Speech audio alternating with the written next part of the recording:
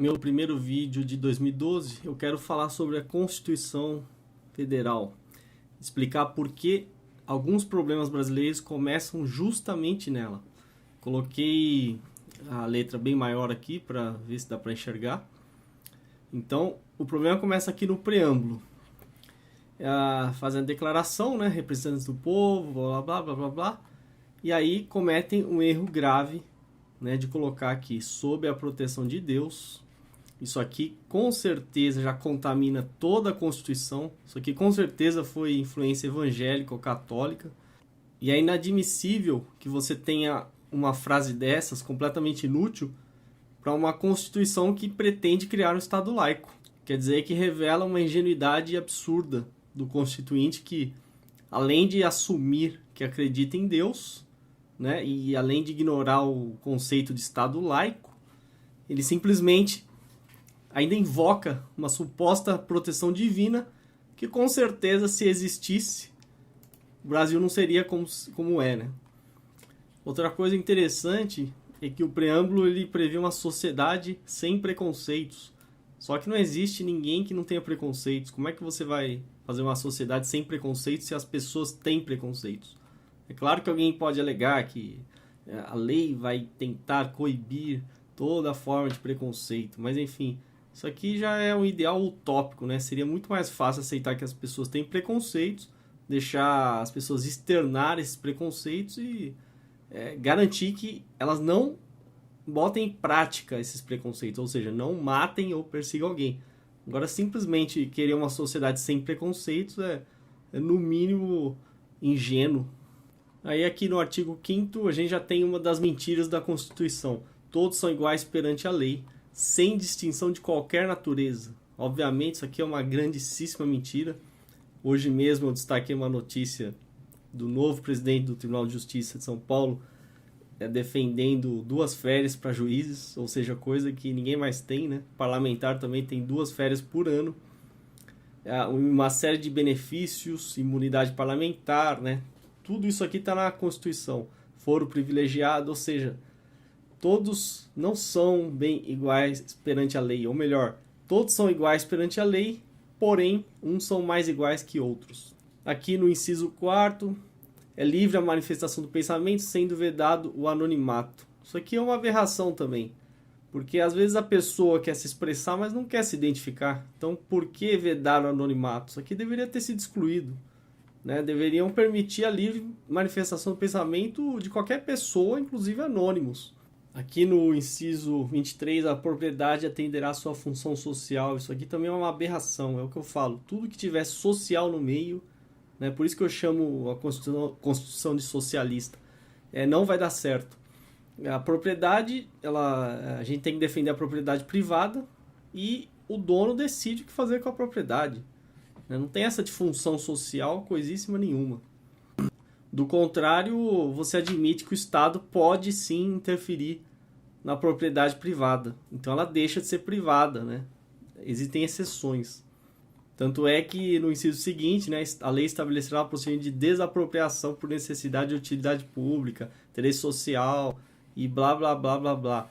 Eu lembro na primeira marcha contra a corrupção, uma mulher falou que esse projeto Nova Luz aí do Kassab, aqui em São Paulo, ofereceram para ela um outro apartamento, que é o dobro do preço do que ela tem, e ela tem que pagar a diferença. Ou seja, não só ela não quer sair do apartamento que é dela, que ela comprou, como ainda querem obrigar a fazer isso e ainda pagar a diferença de um apartamento que estão oferecendo a ela. Então isso é a maior violação que existe do direito à propriedade privada. Bom, e aqui outra aberração constitucional: não haverá penas de morte, né, salvo em caso de guerra declarada. Por que não? Por que não pode ter pena de morte? Eu já expliquei a necessidade de pena de morte para psicopatas graves. Ou seja, a Constituição é como se ignorasse a existência de psicopatas graves, excluindo a pena de morte, né? Também não tem caráter perpétuo, ou seja, o sujeito não pode ficar para sempre lá. Então a gente assiste uma série de casos de impunidade onde o sujeito extremamente grave, né, ele simplesmente sai da prisão e volta a cometer crimes. sendo que em alguns casos jamais poderia sair da prisão.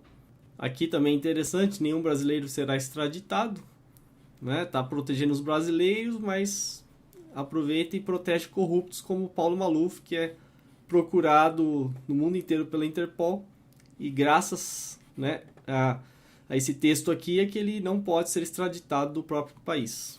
Aqui também tem outra crítica que eu faço: ninguém será considerado culpado até o trânsito em julgado de sentença penal condenatória. Ótimo, lindo e maravilhoso isso aqui. Só que eles se esquecem, né, que a justiça é extremamente lerda. Então, isso aqui, aliado a uma justiça lerda, devagar, não funciona na prática. Aí aqui no artigo 6º, direitos sociais, né, garante um monte de direitos: educação, saúde, alimentação, trabalho, moradia, lazer, segurança, previdência social, proteção à maternidade, infância, assistência aos desamparados, ou seja, Constituição assistencialista, etc. Só que nada disso é cumprido. Então, assim, é completamente irreal isso aqui. Isso aqui é motivo de piada. Por exemplo, aqui, ó, inciso 4º, salário mínimo tem que garantir as necessidades vitais básicas e as de sua família, com moradia, alimentação, educação, saúde, lazer, vestuário, higiene, transporte, previdência social, reajustes periódicos e blá blá blá. Ou seja, isso aqui é uma verdadeira peça de ficção, né? Ou uma piada pronta. Porque se o salário mínimo fosse reajustado para atender tudo isso, seria mais de R$2.000. É só consultar aí o site do Diese. E se ele fosse ajustado para mais de R$2.000, de duas uma. Se todo mundo pudesse pagar isso, geraria uma inflação enorme. Mas na prática haveria um aumento do desemprego, porque nem todo mundo poderia pagar um salário mínimo tão alto. E aí simplesmente seria o caos no país. Então não adianta você ter esse sonho de jurista de falar: eu vou definir o salário mínimo lindo e maravilhoso, sem pensar em como a economia funciona. Seria muito melhor não ter essa definição de salário mínimo e deixar, né, desonerar os empresários, tirar inúmeros encargos e deixar que o mercado decida o salário. Isso teria muito mais chance de atingir o que está aqui, em vez de você ter um texto que obrigue, né, e que certamente nunca vai ser concretizado na prática. Aí ele define piso salarial proporcional à extensão e à complexidade do trabalho. Isso aqui é super genérico. É coisa de burocrata querer definir piso salarial. É o mercado que define, não é a Constituição. 13º salário, isso aqui eu também nunca entendi. Como é que você ganha um salário por um mês que não existe, que você não trabalhou? Isso aqui, a Constituição, ela quer ser boazinha com o dinheiro dos outros, né? Dos empresários. Muito bonito. Até a duração de trabalho ela define. Duração de trabalho normal não superior a 8 horas diárias e 44 semanais. E ainda tem gente querendo reduzir esse limite, mantendo o salário do sujeito. Como é que você admite que o cara vai trabalhar menos e ganhar o mesmo tanto? Né? Tudo isso aqui é o que a gente critica. A visão libertária não admite esse tipo de interferência. Isso aqui é o mercado que tem que definir, e o patrão com o empregado. E quem oferecer melhor salário, né, simplesmente vai conseguir os melhores empregados e vice-versa, né? Quem se sujeitar à melhor condição vai conseguir mais emprego. A melhor condição que eu digo, melhor condição para o empregador. E aí você vai fazendo um ajuste. Você não precisa de uma Constituição para definir o que é ideal. Cada caso, né, concreto vai dar a resposta por si só. Repouso semanal remunerado, preferencialmente aos domingos. Também outro absurdo. Como é que você vai remunerar o repouso? Ou seja, o sujeito não praticou nenhum tipo de trabalho. Férias remuneradas, também discordo.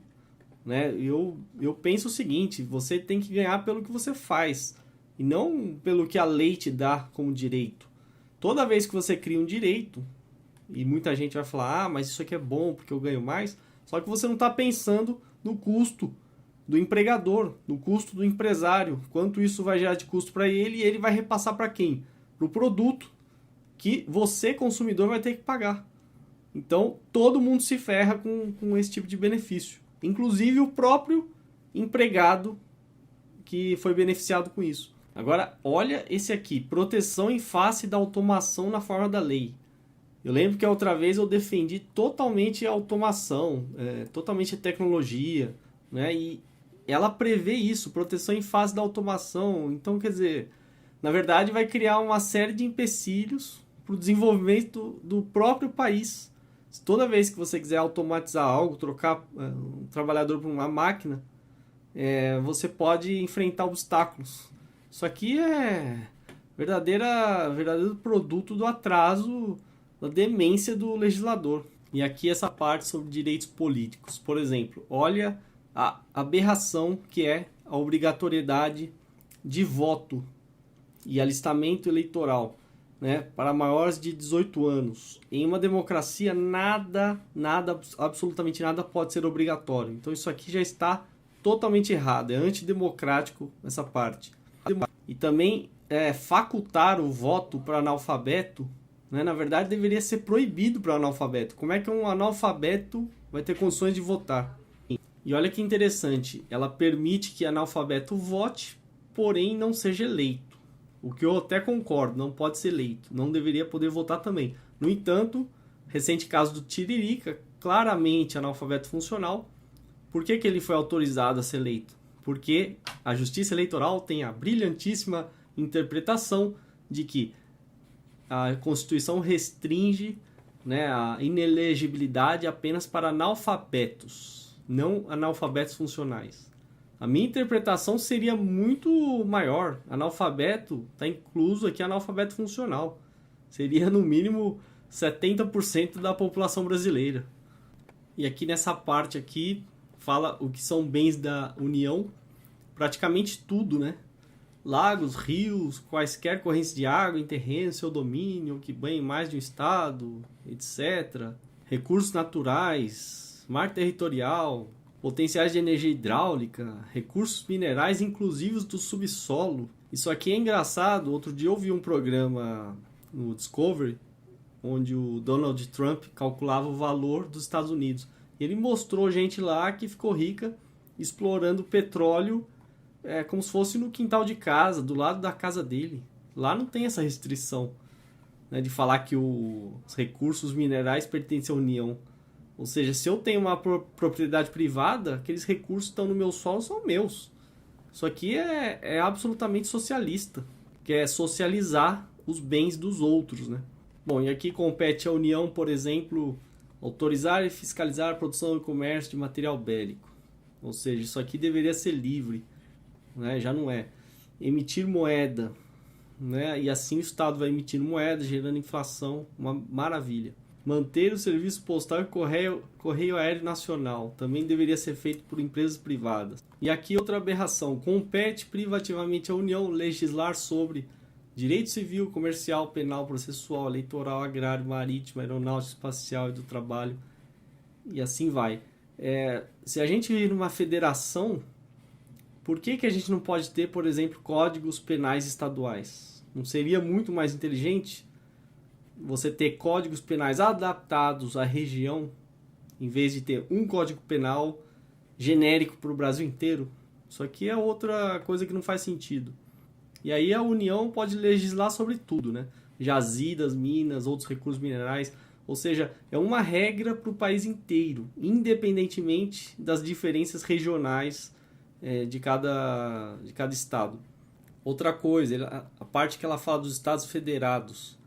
Você chega aqui, ó, número de deputados, a Assembleia Legislativa corresponderá ao triplo da representação do Estado na Câmara dos Deputados. E atingido o número de 36, será acrescido de tantos quantos forem os deputados federais acima de 12. Já cria uma regra fixa, né, para todo o Estado. E ainda até o subsídio. O subsídio dos deputados estaduais será fixado por lei, blá blá blá, no máximo 75% daquele estabelecido em espécie para deputados federais. Então, aumenta o salário do deputado federal, aumenta para estadual. E aumenta para vereador e assim vai. Quando você chega na parte dos municípios, ela define baseado no número de habitantes. Então, por exemplo, 15 mil, até 15 mil habitantes, 9 vereadores. Mais de 15 mil, 11. Mais de 30 mil, 13. Mais de 50 mil, 15. E assim vai, ó. Já é uma regra fixa, tá vendo? Mais de 8 milhões, 55 vereadores. Ou seja, eles se arrogam, né, uma sabedoria eterna de falar que essa proporção é suficiente. Por que cada Câmara Municipal não pode definir quantos vereadores realmente são precisos, em vez de ficar baseando no número de habitantes? Esse aqui é um critério muito pobre para você definir. Isso eu falo porque em São Paulo tem mais de 8 milhões de habitantes, a gente tem 55 vereadores completamente inúteis, não precisaria de tanto. E aí o subsídio, né, dependendo do número de habitantes, e assim vai. Tá tudo definido aqui, tudo amarrado. Isso aqui eu falo, que a Constituição ela engessa o Brasil inteirinho. Aí aqui outra piada, né? A administração pública, direta e indireta, obedecerá aos princípios da legalidade, impessoalidade, moralidade, publicidade e eficiência. Isso aqui talvez é o que menos exista, né? Eficiência não está no vocabulário da administração pública, nunca esteve. E aí aqui na parte de servidores públicos, né, que eu sempre falo mal, são estáveis após 3 anos de efetivo exercício, servidores nomeados, blá blá blá. O servidor público estável só perderá o cargo em virtude de sentença judicial transitada em julgado, leva anos, mediante processo administrativo, que lhe seja assegurada ampla defesa. Veja só, mediante procedimento de avaliação periódica, desempenho na forma, blá blá blá. Ou seja, praticamente, como falar, ele não vai ser demitido, né? E assim você cria uma legião de vagabundos, né? Passaram em concurso e ficam lá pro resto da vida sem correr risco algum. No mercado você experimenta você não trabalhar para ver o que acontece, né? Agora no setor público não, é outro mundo, outro universo. Aí olha que gracinha, deputados e senadores são invioláveis civil e penalmente por quaisquer de suas opiniões, palavras e votos. Bom, todos são iguais perante a lei, né? Só que eles podem falar o que eles quiserem, né? Não tem essa imunidade. A gente não. Por quê? Né? Boa pergunta. E olha que facilidade, não perderá o mandato o deputado ou senador investido no cargo de ministro de Estado, governador, secretário de Estado, Distrito Federal, território, prefeitura de capital, chefe de missão diplomática. Ou seja, aí vira essa farra, né? O sujeito recebe votos para ser deputado ou senador, depois é chamado para integrar o governo, virar ministro, ou o que seja. Então, é muito fácil, é muito conveniente para eles. E se por acaso eles deixarem de ser ministro, volta a ser deputado ou senador. Senador ainda mais fácil porque é um mandato de 8 anos. Então, estão tranquilos, né? Aí tem a parte de fiscalização contábil, financeira e orçamentária. Controle externo a cargo do Congresso Nacional será exercido com auxílio do Tribunal de Contas da União e blá blá blá. Como se, né, o presidente, né, citando o exemplo do Lula, como se ele desse ouvidos ao TCU. Ele nunca deu ouvidos. Toda vez que o TCU apontou irregularidades, ele simplesmente ignorou. Principalmente em relação a obras superfaturadas da Petrobras. Ele não está nem aí. Então, isso aqui é mera perfumaria. E adivinhe quem escolhe os ministros do Tribunal de Contas da União. 1/3 pelo presidente da República, é óbvio, né, super fácil, vai escolher gente a favor dele, com a aprovação do Senado Federal.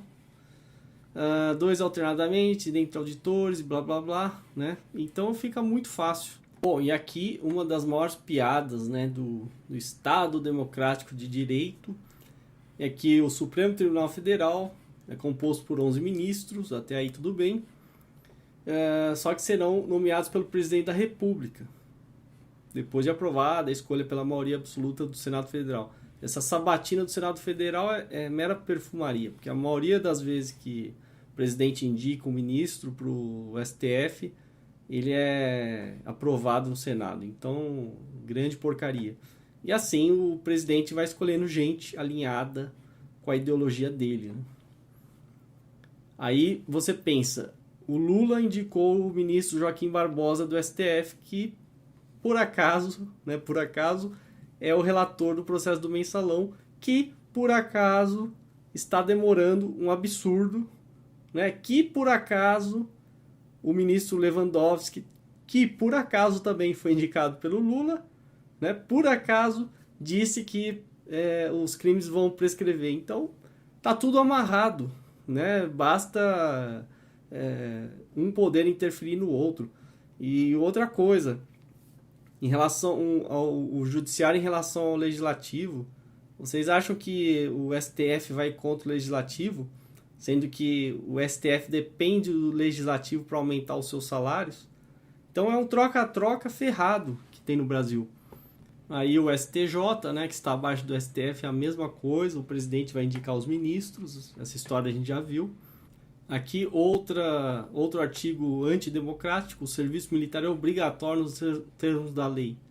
Nada pode ser obrigatório, muito menos serviço militar, né?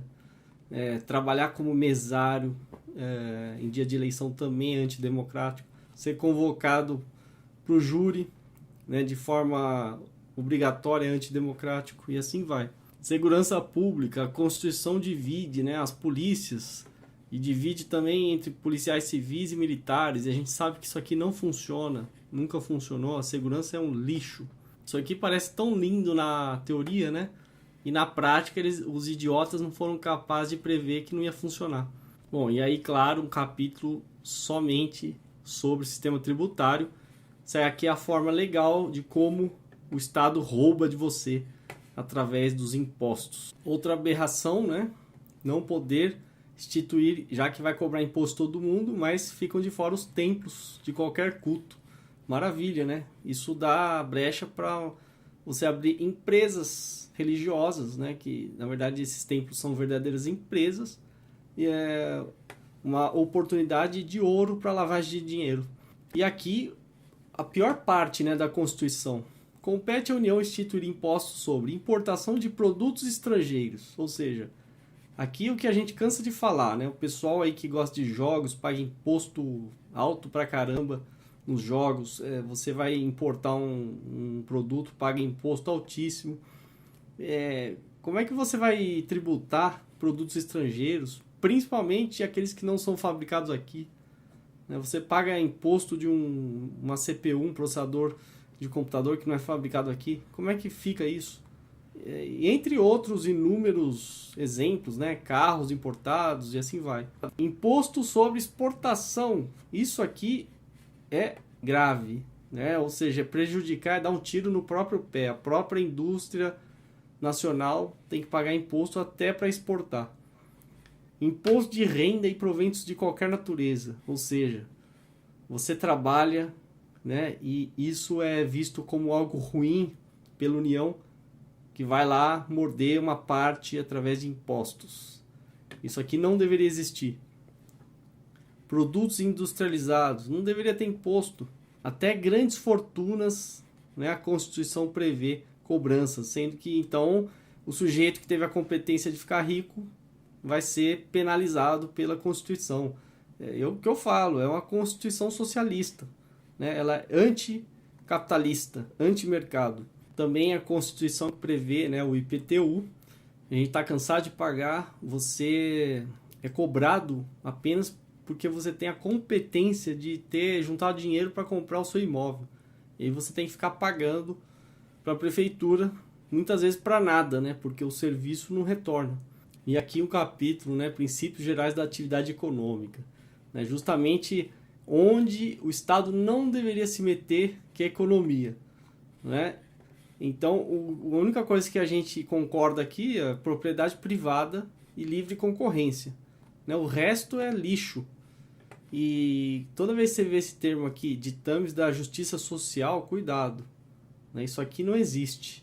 Isso aqui sempre estará contaminado por um princípio socialista, vai deturpar totalmente as regras de mercado, né? Vai impor regras abusivas e que vão destruir o equilíbrio do mercado. Aqui outro absurdo: constitui monopólio da União, pesquisa e a lavra das jazidas de petróleo e gás natural, refinação do petróleo nacional e estrangeiro, importação e exportação dos produtos derivados básicos resultantes, blá blá blá, transporte marítimo, pesquisa, lavra, enriquecimento, processamento industrialização e comércio de minérios e minerais nucleares, seus derivados e blá blá blá. Sempre o Estado querendo se meter no mercado. Se fosse respeitada, né, a propriedade privada, você não precisaria disso. Cada um exploraria na sua própria propriedade. Bom, aqui sobre reforma agrária, também totalmente socialista, interesse social. Ó. Você vê que essa palavra contamina toda a Constituição. Viola o princípio da propriedade privada. Tem nada que se meter na propriedade dos outros. Aí, depois de tudo isso, né, direito à saúde, direito de todos, dever do Estado. Você já deve estar dando risada, né? Imaginando o sujeito morrendo em corredor de hospital, morrendo na porta de hospital.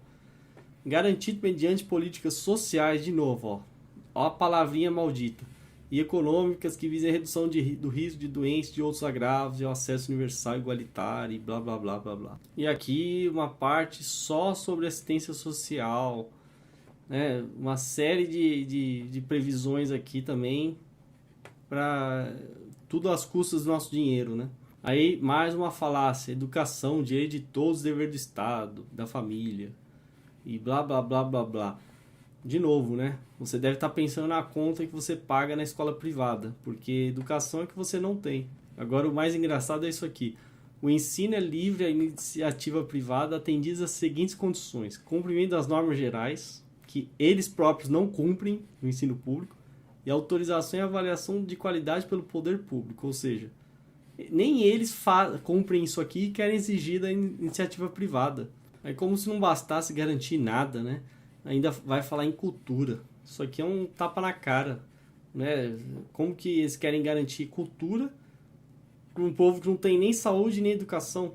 Aí essa parte aqui de comunicação social, ótimo, né? Manifestação do pensamento, criação, não sofrerão qualquer restrição, ótimo, lindo, maravilhoso, né? Aí você chega aqui no finalzinho, né, você vai encontrar essa pérola. 224. Para os efeitos do disposto nesse capítulo, o Congresso Nacional instituirá como seu órgão auxiliar o Conselho de Comunicação Social. Ou seja, querem um conselho de burocratas para regular a mídia. Isso aqui é o fim da picada. Aí a parte aqui da família, né? União estável entre homem e mulher. Isso aqui que foi a polêmica no julgamento lá da união homoafetiva, que o Supremo reconheceu. O Supremo simplesmente interpretou homem e mulher não no sentido literal, mas no sentido de que um casal gay você teria também, estaria encaixado aqui nesse contexto. E, no entanto, né, a Constituição ela tem essa redação. E com certeza você vê a influência religiosa aí que quer deixar claro homem e mulher não admitindo um casal gay. Bom, enfim, o Supremo fez a parte dele e hoje a união homoafetiva é autorizada. Claro, se o sujeito paga imposto, quem tem que se meter na vida dele? Né? Ele tem direito como qualquer outro, não importa se é gay ou se não é. Aí vem, né? É dever da família, sociedade e do Estado assegurar a criança, adolescente, absoluta prioridade, direito à vida, saúde, alimentação, educação, lazer, profissionalização, cultura, dignidade, respeito, liberdade, a convivência familiar e blá blá blá blá blá blá blá blá blá. Salvo de toda forma de negligência, discriminação, exploração, violência, crueldade e opressão. Bom, olha para a realidade e começa a rir, né? Bom, é isso. Né? Então, uma Constituição promulgada, né? Ulisses Guimarães, naquela época, fez um alarde enorme, né? E hoje todo mundo fala bem dele. Se esquecem que ele era do PMDB, mesmo partido aí de Sarney. E esse povo todo aí que defende uma Constituição dessa, deixaram esse legado para o Brasil. É um país atrasado, então aguentem, né? Eu não analisei todos os artistas, porque senão eu ficaria horas falando aqui, mas é um verdadeiro desastre. O problema está todo aí, já começa por aí, né? Um Estado que quer tutelar todos os aspectos da sua vida, ele não vai conseguir fazer nada. Essa que é a verdade. Ou vai conseguir fazer alguma coisa e muito mal feita e ainda atrapalhar o resto. Então, para quem falar, qual a solução? Né? A solução seria reformar essa Constituição inteirinha. Como isso não é possível, vamos ter que conviver com ela. E evoluir a passo de tartaruga. Quem sabe, né, como o Manteiga falou, daqui a 20 anos a gente vai ter um padrão de vida europeu de hoje. Né? E até lá, boa parte aqui já vai estar morto e, enfim, de que adianta esse blá blá blá.